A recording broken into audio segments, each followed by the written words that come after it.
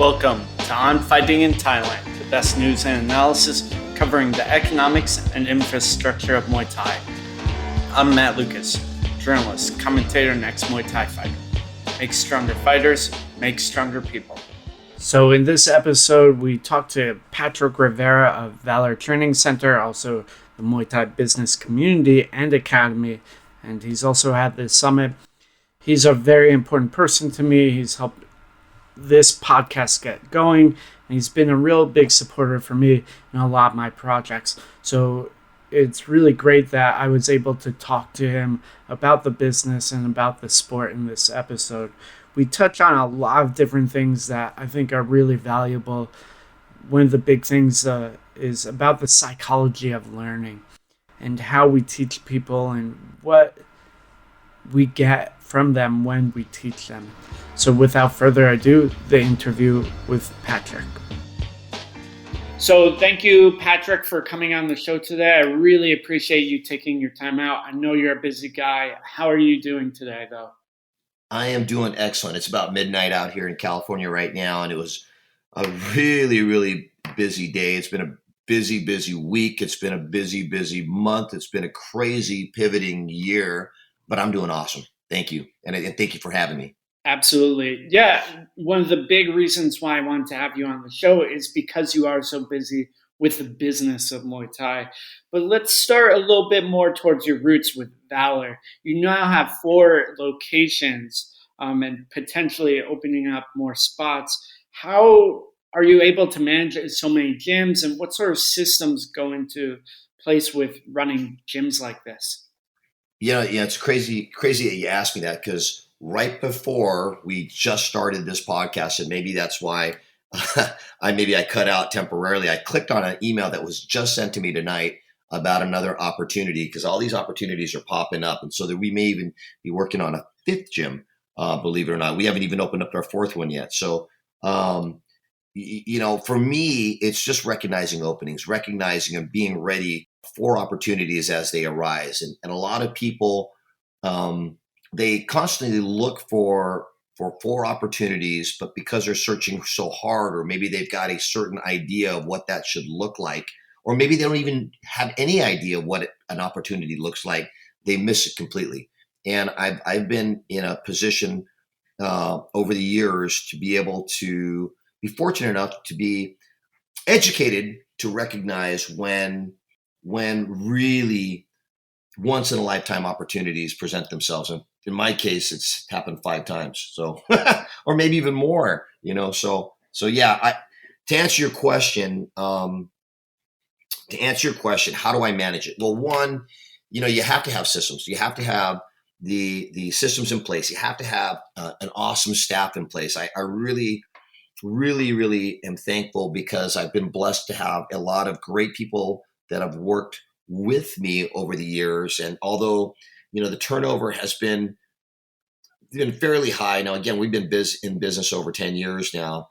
What I'm recognizing in the last year during COVID is that I have to spend more time developing my team, developing my staff, developing my systems, developing protocol. And that's what I've been really pivoting on in the last year. And that has allowed me to then be able to implement these systems in multiple branches and scale and grow, which will allow us to continue to scale and grow now that these systems and processes are in place.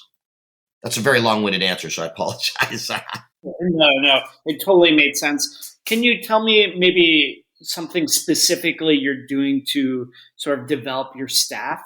Well, here's the thing. So, I'm also a dad, right? So I'm really blessed to have 3 beautiful kids. I've got a 19-year-old daughter. Well, she's 18. She's going to be 19 later on this year, and an 11-year-old and an 8-year-old boy. And, I'm really, really lucky. And one of the things that, I recognize when I was growing up in a Filipino household, my dad was a Filipino immigrant, and, he was old school. And I think a lot of parents, regardless of the cultures, are the same way. They'll yell at you, and expect you to do something their way, but they never actually showed you how to do it. They act as if, you can read their mind, and then you get punished because you didn't do it their way. Again, even though they didn't show you what to do. And, I realized that also as a coach, that I would yell at people. I would yell at my athletes and say, look, keep your damn hands up. And I would, use maybe stronger language than that or whatever. And I think we've all been there as coaches, and we'd get frustrated, but we were yelling at him and telling them, but we weren't showing them, or I wasn't showing them. And so it actually, when I came to this epiphany one day, I didn't yell at my kids, but I got irritated with my kids and frustrated with my kids because, in Filipino American households, our dishwashers, not like American households where you actually wash dishes. In Filipino houses, it's dish storage. so, which is true. You have this beautiful Maytag, right? It's, $1,000 machine, and it's a $1,000 storage, right? So we wash all of our dishes by hand. And, of course, being Asian, we eat rice 3 times, 4 times a day. And, the rice, it gets sticky, right? So it sticks on the plate. And if it dries on there, oftentimes it hardens. Okay. And I remember one of my kids, I told one of my kids to wash the dishes. They washed the dishes, they put it in the dish rack. And then later on in the evening, I use that same dish to have my meal, right? But there's pieces of dried up rice. And of course I get angry, right? So I get mad. But then I realized this. I said, you know what? I told them to wash the dishes, but I didn't show them how to wash the dish. And think about this, right? You got the scouring, or you got the sponge. One is a soft end, one is a scouring pad, right? Now, you take your soap, you put it on the soft end, you wipe the dish, you soap the dish, okay? Now, most people, they just rinse it. But if it's got sticky rice on there, you use the scouring pad side, and you scrub off whatever sticks on that surface, right? Makes sense. But to an 8-year-old kid, a 10-year-old kid, they may not have, even a 20-year-old kid or 30-year-old kid, they may not have that capacity, or maybe they do have the capacity, they just didn't really think about it, right? That, okay, well, I'm actually cleaning it and, it should wipe off, right? And you would think that that's common sense, but again, you shouldn't assume, and this is what I had realized, that people are thinking the way you think. And once I came to that epiphany, once I came to that realization that it was actually my fault, that I need to be accountable, I need to stop blaming other people for what I did not show them, but expected of them. Does that make sense? And once I came to that realization, boom. So yeah, anyways. Yeah, absolutely. So that's a really good story. Obviously I live out here in Thailand now, and it definitely took me a little while to figure out, the rice does stick on plates because growing up in America, it was like bread all the time, and out here it's rice all the time. And it's totally true. I'm 30 plus years old, and I was like, my girlfriend's like, the dishes aren't clean, Matt. What's going on? So you've been through it. You know exactly what I'm talking about. Yeah. So, for example, what is something that you think is always important to show your staff in terms of developing them? Well, number one, right? So before, and I tell you this, I'm going to say my instructors for before. So the way that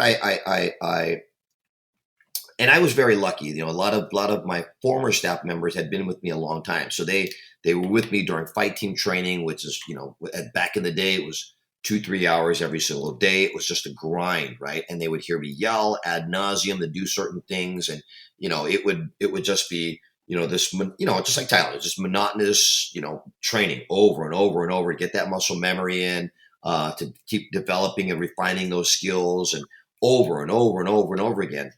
And the way we teach the rest of the general classes is a very, very different approach, right? Because the general population would get bored with that. But what it ended up doing is my former fighters knew exactly what I meant in regards to how I want a technique performed. So it was easy for them, therefore, to teach almost verbatim the way that they learned from me. So it was very easy to impart that knowledge because it'd been pounded in them for years, several hours a day for years, right? So I was very lucky that I had that. So I could tell them, okay, here, this is what I want you guys to do. And then, I'd say, let's say, go and let's work on a kick. I want the kick, defend, return, same side, da, da, da, da, da. and I want you to be able to explain why it's better to return on the same side rather than the opposite side, and blah, blah, blah, blah, blah. So they would get it. They would totally understand my fight principles, my fight concepts, and it was very easy to teach the crowd, okay, or the students. But then over time, those guys went on to do other things. They went to, other career opportunities, and I was faced with a situation where, okay, I had less of these guys that had been through the grind. Now what do I do? Right? Now, how do I teach them, what could be very, very esoteric to some people, pretty in-depth for some people, skills and knowledge. And what I did is I said, okay, well, I broke it down. And this is actually the way I teach, right? So instead of giving this long combination, like let's say a jab, cross, hook, leg kick, if you teach a beginner that, they're going to be focused on that leg kick. They're not going to be focused on the jab. They're not going to be focused on the cross. They're not going to be focused on the hook. They're going to rush through the jab, cross, hook to get to the leg kick. Does that make sense? Yeah, absolutely. And it totally applies to anything that you try to teach, right? Or you're trying to impart. So people are going to try to, they're going to think of the last thing you told them to do, if that makes sense. And so what I did is I said, okay, I need to break it piece by piece. And so what I ended up doing was doing more staff training. Instead of fighter training, I ended up doing more staff training. I separated, because before my staff training was the entire staff. So then you had the front desk people trying to, we're listening in on Matt issues, not Matt Lucas issues, but Matt, being on the mat, right? So, going, and so they would get bored and it wasn't relevant to what they were doing. So I would break up the groups based on what was relevant to them. That seems intuitive. That seems natural. At the time, it wasn't to me. And so as soon as I did that, that created more focused time within those particular groups or those particular area of staffing that were responsible for the front desk or responsible for student interaction or student learning, I guess. And that helped, number one, and by separating that group and then giving focused training, teaching them how to teach. Because before it was, I assumed that everybody knew how to teach because they were with me so long. Well, but there's more to it than that in teaching. It's not just yelling at a bunch of people like the old school way. It's more, okay, you have to look at the different learning styles. So then I started going into the psychology of teaching, started breaking it down into, here is how some people learn. They learn through, visual, auditory, kinesthetic, olfactory. And you might say one thing, but they may, because of the way their brain processes things, they hear another. So you have to demonstrate it from various angles. You have to take a look. If they're not getting it one way, maybe you're not communicating it in the way that they need to hear it. And so that I started breaking that down and started teaching my staff that, and it did wonders, if that makes sense. And I did the same thing to my front desk, right? How do you interact with people? How do you speak with people? When they walk through our doors. And so I started breaking down each component step by step. I started teaching the jab of personal interaction, and then later the cross, and then later the hook of personal interaction. Does that make sense? Yeah, it does. Absolutely. And obviously you've been successful with it because, you have multiple locations, which is really rare for the Muay Thai industry. What is it like running multiple locations, and why did you initially decide to go that route? Most people just have, one gym. That's a great question, Matt. So when we opened our first one, first Valor here in Stockton, it was at a time where it was the Great Recession. So I had moved back. We had moved to Hawaii, from Hawaii to the East Coast for my wife's medical residency. And then, when she was done, we were looking to come back toward the West Coast or Hawaii. And we came back to California, to Stockton, where my parents were at. And at that time, Stockton had the biggest foreclosures in any state in the United States. It had the highest rate of foreclosures because, again, this was 2011 that we moved back, and it had always had some of the highest crime rate. people laughed at me. I literally had 5 or 6 people saying, that's not going to work here. You need to go more closer to the Bay. You need closer to, to San Francisco. It's not going to work out here in the Valley. People don't have money. People are all da, da, da, da, da, da, da, and they're not going to take this serious, And I said, well, I that's okay. I'm going to come back. And the reason that we came back to this area is because when I was a kid, I got in a lot of trouble and I didn't have this outlet, and I wish I did. And so I knew that this city had so many good people, but they did not have, it's blue collar, it's agriculture, it's the Isan of California, right? A lot of great fighters out here, but it's the Isan. There's not a lot of opportunities. It's agricultural. And I mean, you're from Northern California, so you understand the layout of the land in this area. But so I said, you know what? I know I've got to do this. And so I set up shop. And at first it was just family and friends, and it just grew and it grew and it grew. And, in order to scale, I needed to get more education. So I actually went to different, industry conferences and symposiums and educational seminars to get a better understanding of how to approach this as a business. And I was fortunate because we grew. Within a year, we grew pretty quick, and we kept growing, and we kept growing. And eventually what ended up happening was I had staff members that were getting a little bit older, and they needed, better career options in order to support themselves and their families. And otherwise I was going to lose them. If I didn't provide something for them, then they would either open up their own gym or they would work, in a totally different industry, and the talent that I once had would no longer have, right? So the second branch that we opened we call it Midtown, but it's basically downtown Stockton. And again, Stockton always constantly rates as one of the top 10 per capita crime areas in the United States. And that area is a very underserved population. And so I got the place for a very inexpensive price. It's right underneath the freeway, underneath the I-5. And I said, you know what, I'm going to do this. I'm going to create an opportunity for, one of my employees or a couple of my employees to give them more hours. And I also want to be able to provide opportunities for families in that area, from blue collar working class families that couldn't afford to do many other activities other than, putting them in a situation where their son or daughter are not going to be involved in gangs and in drugs or be on the streets and do something productive or be bullied by, gangs or influenced by drugs, if that makes sense. And so I wanted to do this more of as a community outreach. And so we opened that. I really didn't expect any profit of that whatsoever.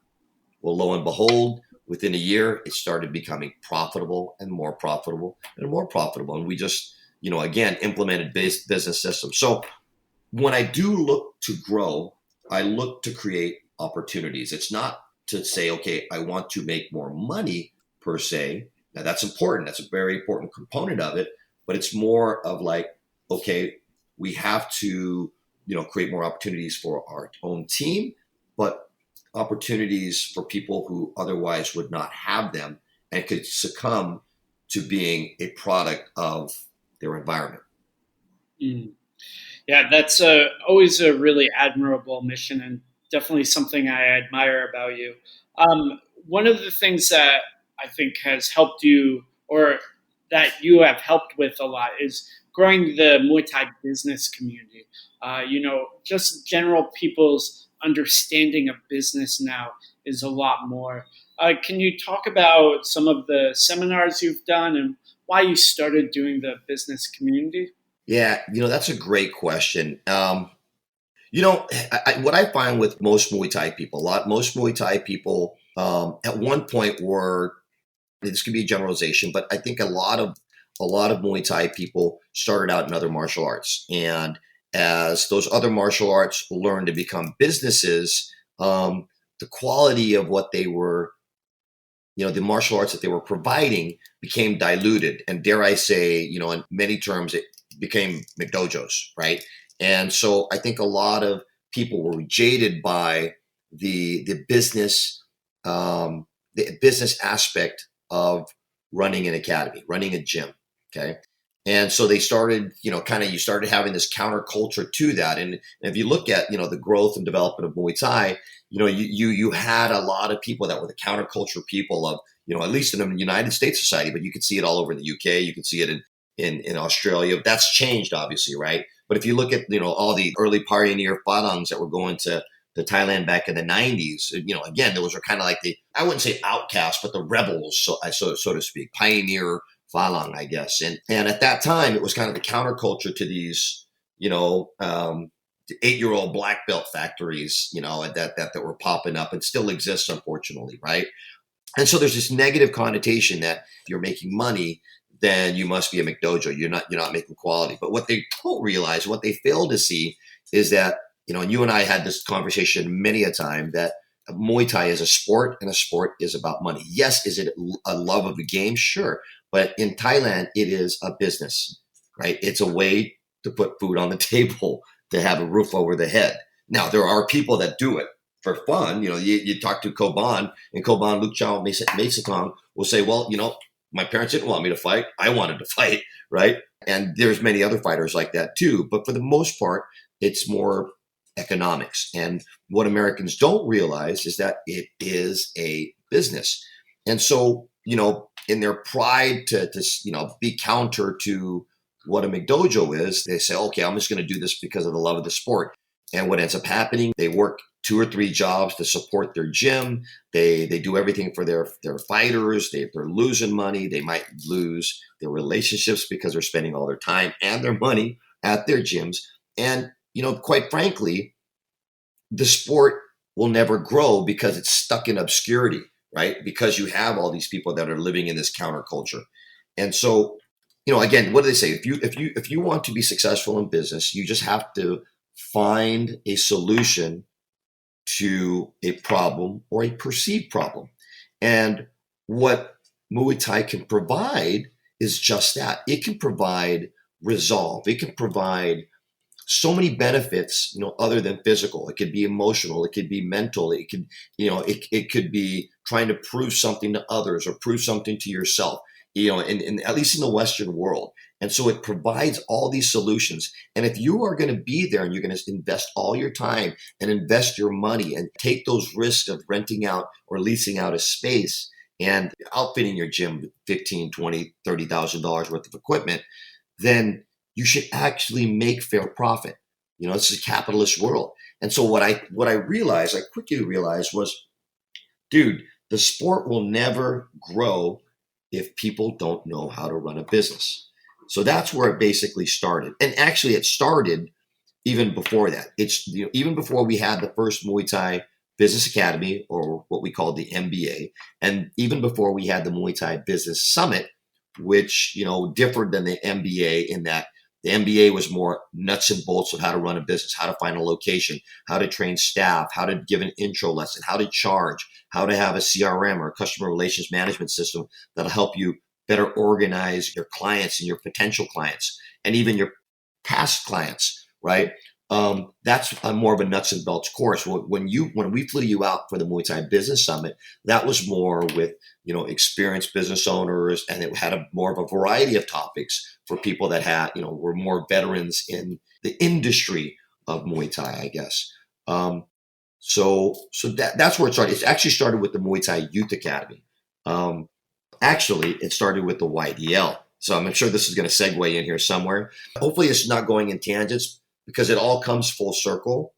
But back in 2016, when we came back from the first IFMA Youth World Championships in Bangkok, we quickly realized how far behind we were to the rest of the world when we see the level of development of other countries and their Muay Thai programs, especially with their kids program. If you look at the United States, at the time, now that things are changing pretty quickly, at the time, the average age of a beginning Muay Thai student was about 20, 21 years old, right? Much, much later in life. And in Thailand, of course, that's somebody that's already considering retiring or has been retired, right? With 200 fights. Here, we were starting late. And so what we looked at was, okay, let's maybe have a youth league. And I attended an event, and I'm not going to say what event it was, back in 2016. It was down in Southern California, and it was supposed to be semi-contact. And they had these two kids, an 8-year-old kid who was a beginner, looked like he was coming out of his training out of his dad's garage, looked more like a boxer, the way his stance was. And he was going up against maybe a much bigger kid, maybe 10 years old. You could tell that, this kid was much more experienced. He knew how to wrap his own hands. He had Hayabusa gloves and shin guards that were weathered, that looked like they'd been, well sparred in over the years. And they ring the bell. The bigger kid comes out there and just freaking pummels the smaller, younger kid and beats the crap out of him. Just takes him, punches him in the head a bunch of times, snaps the kid's head back. And this is supposed to be a beginner, light contact event. Kid then grabs the smaller kid, starts bombing him with knees to the midsection with no chest protector.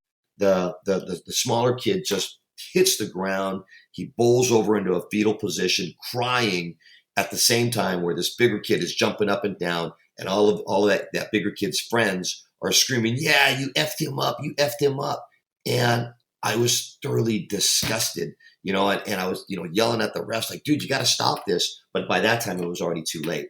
And the feeling of disgust that I had, especially as a father, right? Even if you weren't a father, just seeing that, it's terrible. As martial artists, we should be protecting the weak. We should not be destroying them, right? We should be helping them.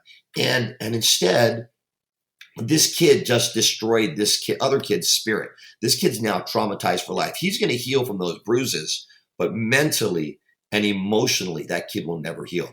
That kid will go into the rest of his life being probably scared and weak, or he might become a bully. Maybe this will, turn him completely around. He'd be pissed off, and then he's going to now try to do that to what he experienced just because he felt bad about himself. And that's the vicious cycle, as we all understand, right? And so when I saw that, I'm saying, fuck this shit, dude. Excuse my language. I said, man, fuck this shit. We need to do something about it. And that's why we created the YDL. We'll talk later, because I know that's one of the questions about what that is. Yeah. Why don't we hit on that right now, because it is something worth talking about, and it's something that, it's how the business community emerged.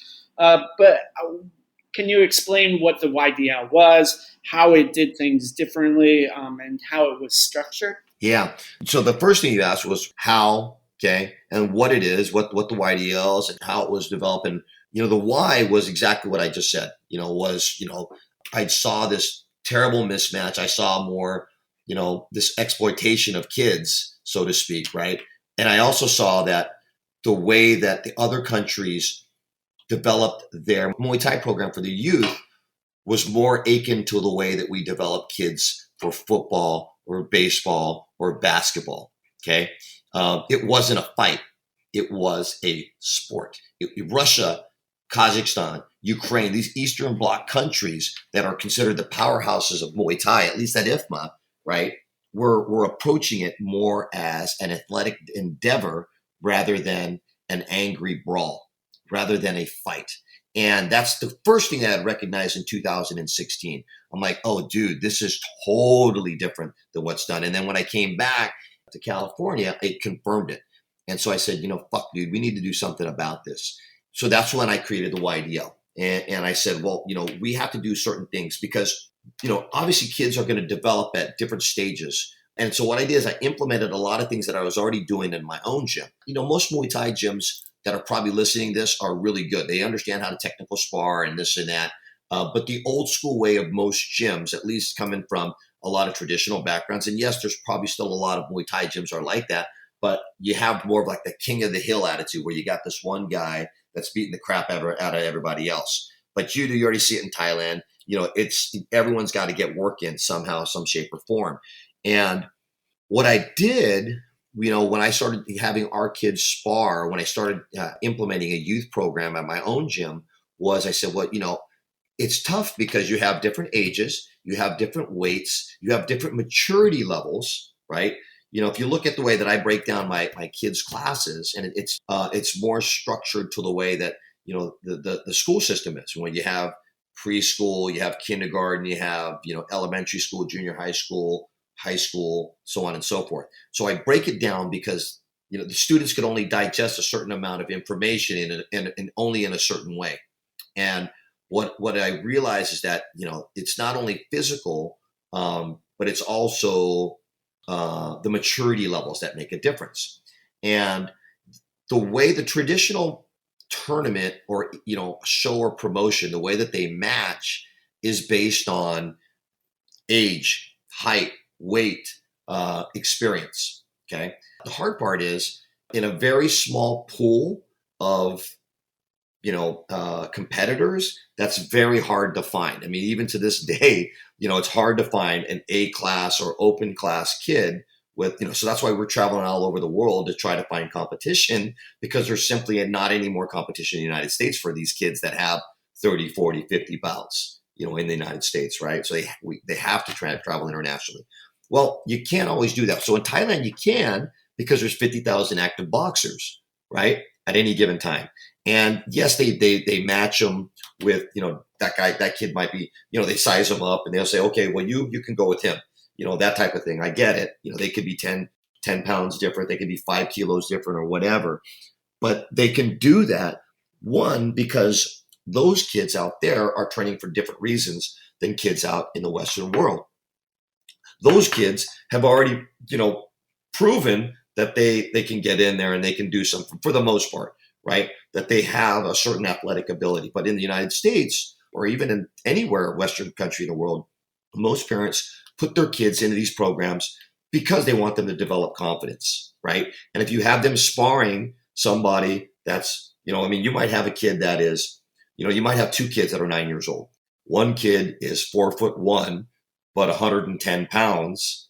And another kid is, 9 years old, but 5'6" and 110 pounds. You see where I'm going with this? And it's an obvious mismatch. And obviously one person is not going to develop the confidence that the other person that has an advantage has, right? And you'll see things where that kid, the other kid that might be 4'1", may, even out those odds as he ages, as he goes through puberty or whatever. They may end up being the same height and the same weight eventually. But at that stage, at 9 years old, it's all over the place. Okay. And so what I had quickly recognized is there's no way that you can have a good experience. That's why most Muay Thai gyms in Western worlds, at least before, had very, very small programs because they didn't know how to deal with it. Because most parents didn't want to see their kid getting their heads bashed in, right? They didn't want to see their kids bloodied up and crying and da-da-da-da-da, right? They could do equestrian. They could do, whatever, right? What we did is we said, okay, we're going to match them. And this is one of the key things that help differentiate the YDL from everybody else, okay? What I realized was this. The way that they score internationally and in Thailand in particular is very different than the way they score in the United States. The United States, as we all know, it's all fragmented. It's across the board, depending on the sanctioning body and the athletic commission of a particular state. Most part, it's either boxing, MMA, or kickboxing commissioners or sanctioning bodies. And so they're creating their own rules based on no substantial education from anywhere. It's just them making up the rules. Okay, well, this works in kickboxing, so we'll add knees and elbows, and those would be the rules. So everybody has their own set of criteria of how things are scored, rather than the way things are scored maybe in Thailand. And so here, people are looking at volume and aggression, whereas in Thailand, they're looking at certain attributes, at least initially, attributes such as balance, position, composure, right? Your ability to defend, your ability to counterattack, your accuracy. So all these things, these attributes are more looked at. And then they could look at the point process. And we'll talk about that a little bit more, where you're looking at more qualitative versus quantitative, right? And it's actually a pretty deep conversation. But what I realized was this. I said, the fact of the matter is 99.9% of the United States are beginners. Even if they said that, oh, yeah, I fought in this and I know whatever, I should be, the only judges that you should have are people that fought. Well, who the fuck did they learn from? What did they fucking learn?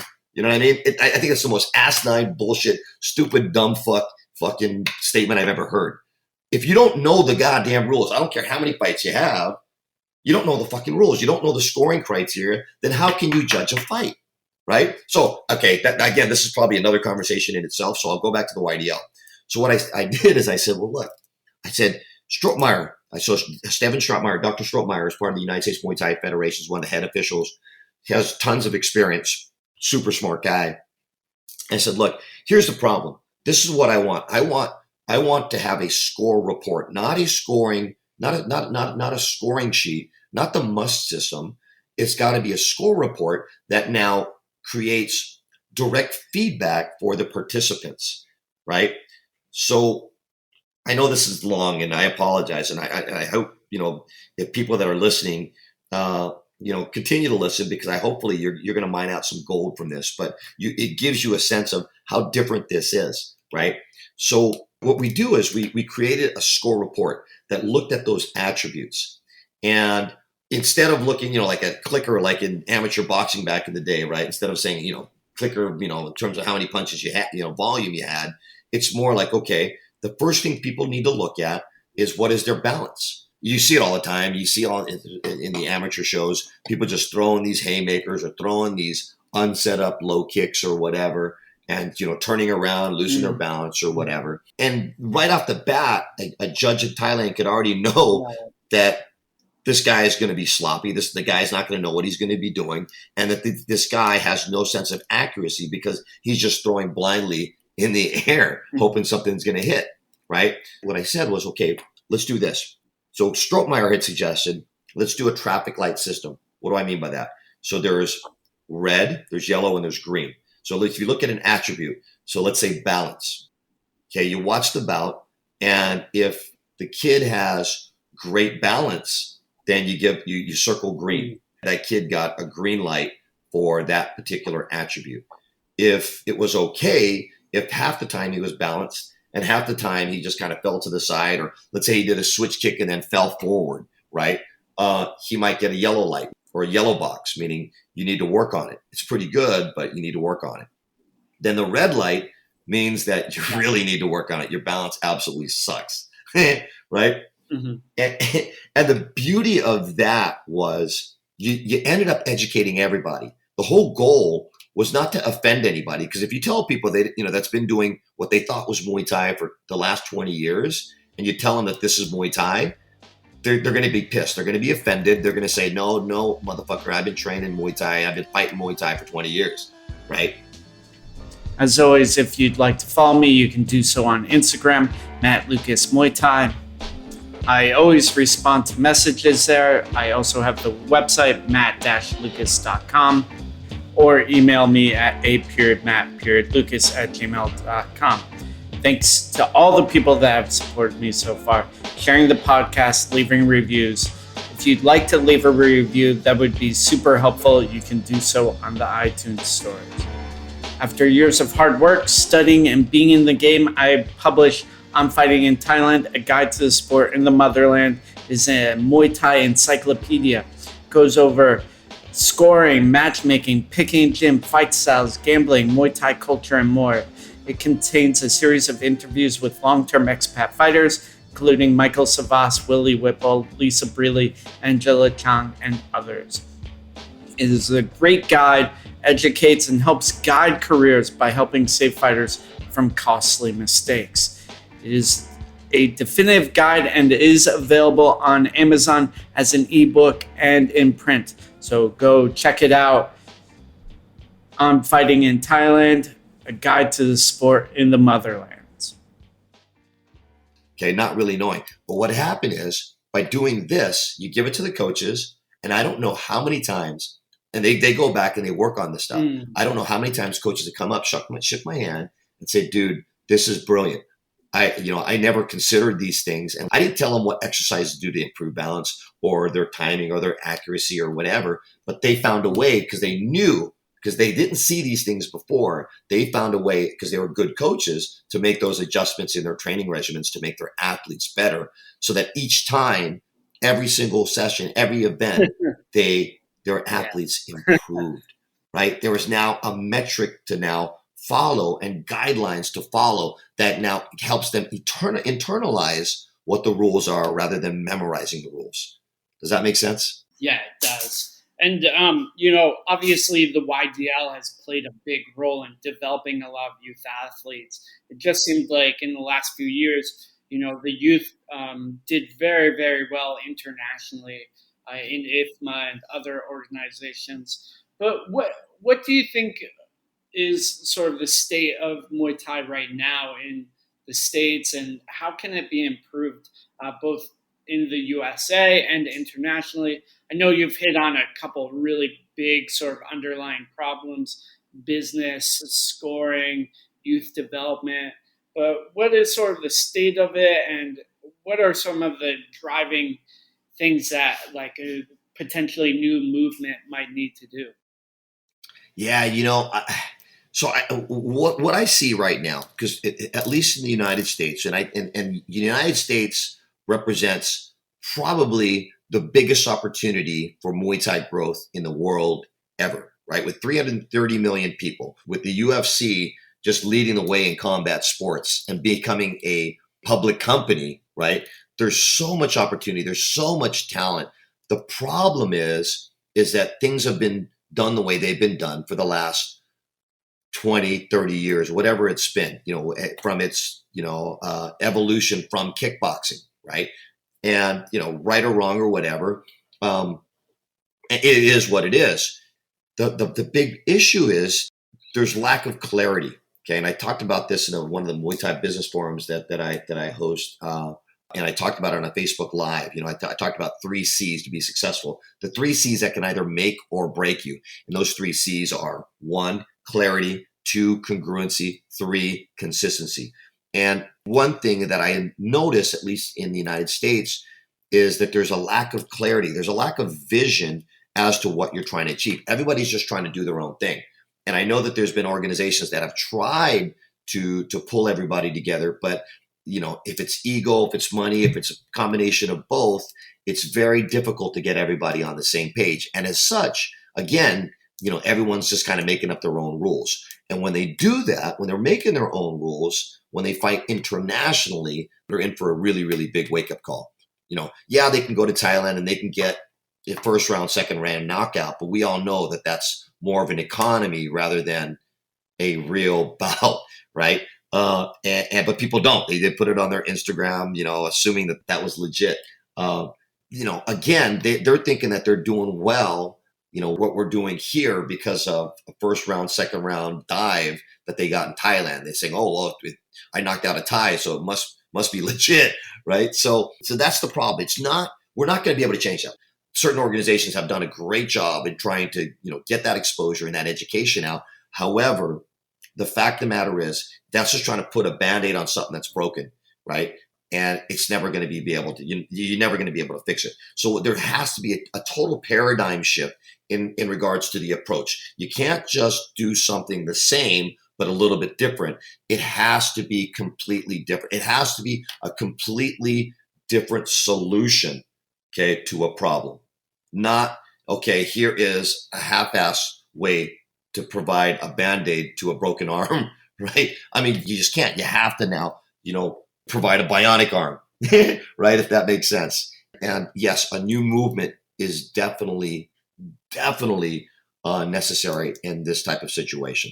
So I don't know if I answered your question, but yeah, I think that the way things are now, it's very difficult for people to take the sport seriously when people, the general public, to take the sport seriously when the people that are participating in the sport really don't know what that is. They don't have the clarity of what that is. They don't have congruency where everybody is speaking the same language, and nor do they have the consistency to carry it out through every single event. Does that make sense? Yeah, it does. And, one of the questions I was going to ask is like, how can fighters and athletes develop in the States? And it's really, really not clear how they can develop because there's no clear message. There's no, if one person, if say like, I'm a fighter in America and I want to have a career, I take one path and my stablemate might take a completely different one. There's no congruency in how the athletes are developing over there. So there's a lot of issues going on. What do you see as some of the potential ways that athletes and coaches can develop in the States? There has to be a true development league, right? Not just the youth, because what you're going to find is people really want to learn what the sport is. They just don't know, they don't have a resource to really turn to, right? So there has to be an ascension model which gives them direct feedback. There has to be, a development league that provides continuing or ongoing educational courses, whether that might be judge and referee course. And I even told everybody, I said, don't call it a judge and referee course because people may not be interested in doing that. You may want to position it as a scoring course, how to win at Muay Thai. Right? Because time and again, you hear it in America. They'll say, or the United States, I hate to say America, right? The United States of America is that, oh, don't leave it up to the judges, right? It's the most backward, again, inbred thinking ever. If several things, okay? Everyone thinks that you should just knock somebody out. It's a sport, okay? Everybody loves to see the dunk, the slam dunk. They want to see Michael Jordan do a 360 reverse dunk back in the day. But Michael Jordan had to become a well-rounded athlete. That was his MO initially. But in order to become the greatest ever, or arguably the greatest ever, he had to know how to, develop his team. He knew how to pass the ball. He had to know how to rebound the ball, offensive and defensive. He had to know how to, shoot from the 3-point. He knew that everybody was going to defend at the bottom of that hoop. So he had to now try to draw people out and, hit from the 3-point. In order to now draw the defense out to the 3-point line to go for a layup inside, right? He had to know how to work on his free throws because he knew that as he drove to the basket, people are going to foul him. And that's a prime opportunity to score there, right? The same thing in football. Like everybody loves to see the Hail Mary. They love to see somebody throw that ball 90 yards and somebody catch it and run it in the end zone.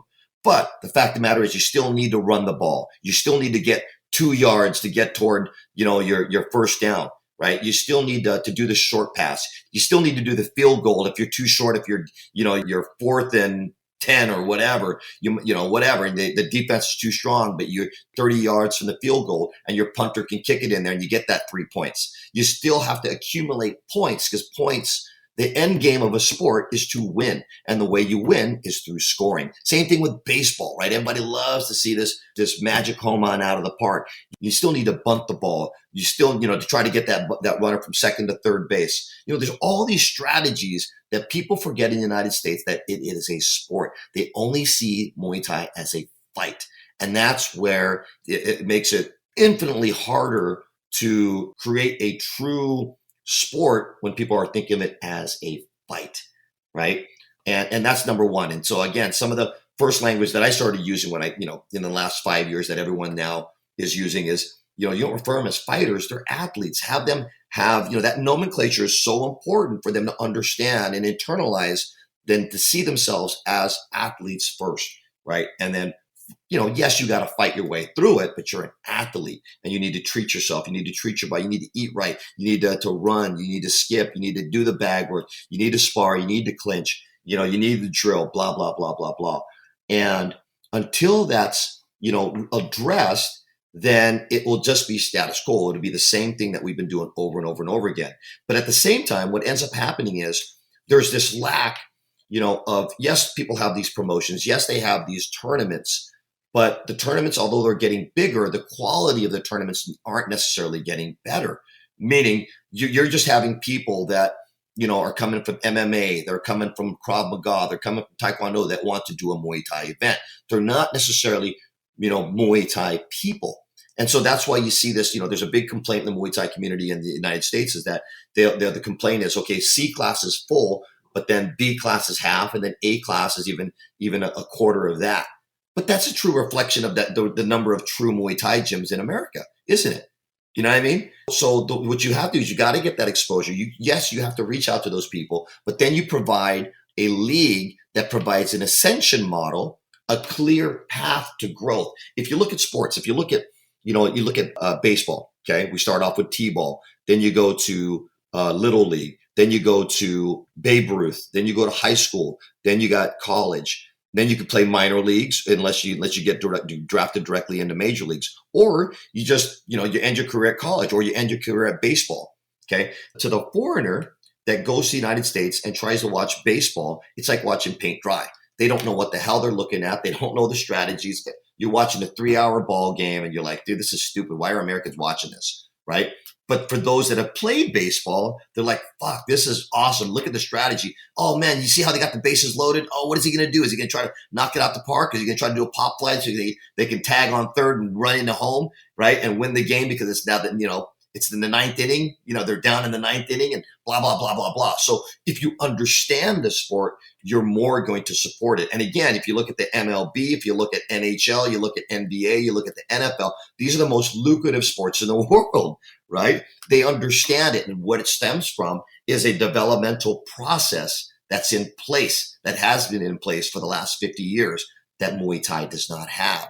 And if we had something like that where people, even if they do not go from a lower class, even if they just paid Pop Warner football or high school football or, high school baseball or little league, they understand the rules. And now those people will go to the ballpark and spend, $200 for the weekend or $500 for the weekend watching a game at, the Giant Stadium, right? Or football, whatever it might be. They'll spend that money. And what Muay Thai has wrong is that they're so dependent on ticket sales that now it can become a shit show because you have people that will say that, hey, I need this title fight, and I promise that you'll make X amount of money, essentially buying the show, right? And that's why I like the tournaments. It's just that unknown, and you can't necessarily you can't influence it like you would influence a local show. And the local shows are so dependent on seat sales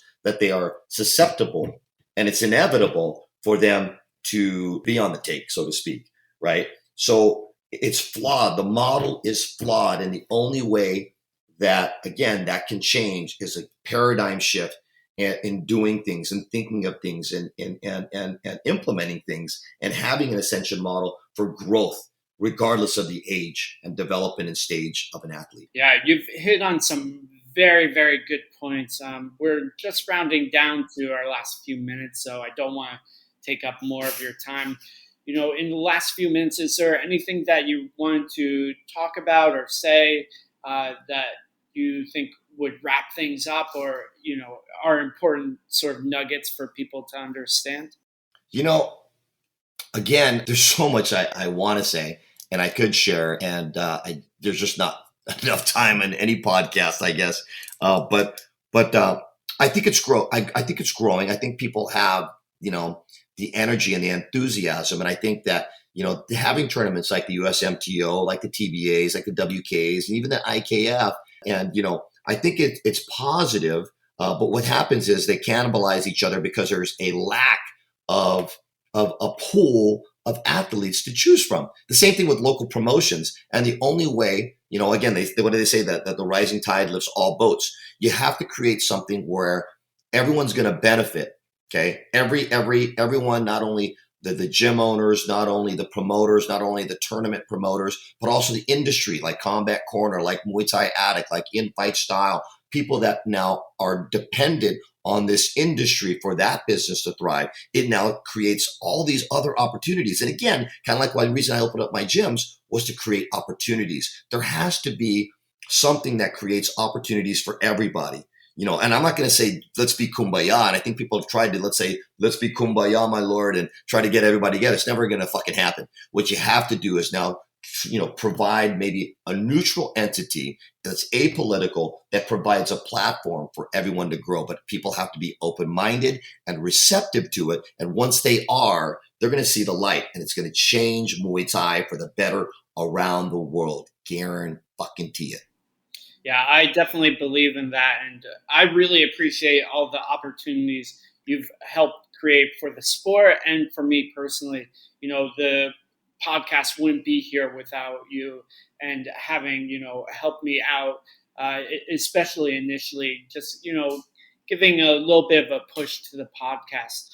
So I want to thank you a lot for doing that, Patrick. And I really look forward to seeing what happens in the future. Oh man, you're welcome, bro. I'm so proud of you. I just remember sitting on a side soy in Bangkok when beer was supposed to be illegal because it was a special. I'm not going to go into that, but I'm so proud of how far you've come. You know, you've made so many inroads. You've educated the entire world of what's going on. I think people, have this impression of that. Muay Thai in Thailand is a bunch of Shaolin monks, and I mean, yes, they're monks, but again, it's a sport, and there's a good, there's a bad, there's an ugly side of it.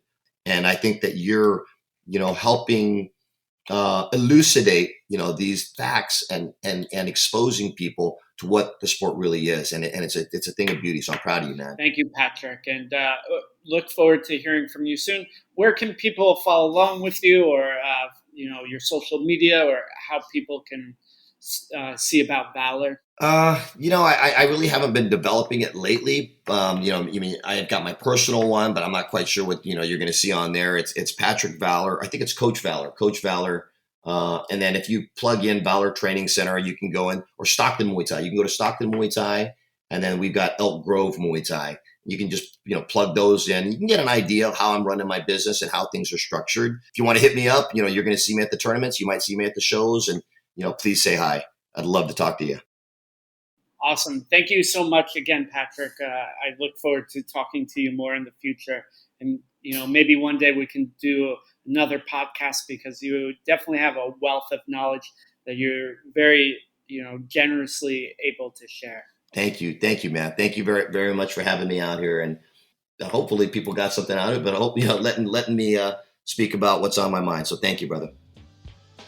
So that was a really, really great interview. I thought one of the really interesting parts was Patrick talking about how it's a sport and not a fight, and how sort of looking at it in terms of a fight has sort of held Muay Thai back from growing. It turns into a little bit of a macho thing. Also, scoring becomes inconsistent. People should be able to rely on the judges for the verdict, for the decision. It'd be like saying, you can't rely on the judges when you're pole vaulting, or when you are playing soccer or any other sport. It's a little bit ridiculous that you have to have these, colossal wins in order to show that you actually won. So it was really great for me to talk to him about that. I'm excited to see him and what he's developing with his new projects. He's always up to something, so definitely stay tuned. And if you can, make sure to follow Patrick. He's very active on Facebook and a little bit on Instagram. We look forward to hearing more from him and his future projects soon. Thank you, as always, for listening. And once again, if you like this show and if you like the content, it would be great if you could share, leave a review on iTunes, and really support the show and what I'm doing here. If you'd like to reach me, you can follow me on Instagram at Lucas Muay Thai, or email me at a.matt.lucas@gmail.com. As always, this has been On Fighting in Thailand, the best news and analysis covering the economics and infrastructure of Muay Thai. I'm Matt Lucas, journalist, commentator, and ex-Muay Thai fighter. Make stronger fighters, make stronger people.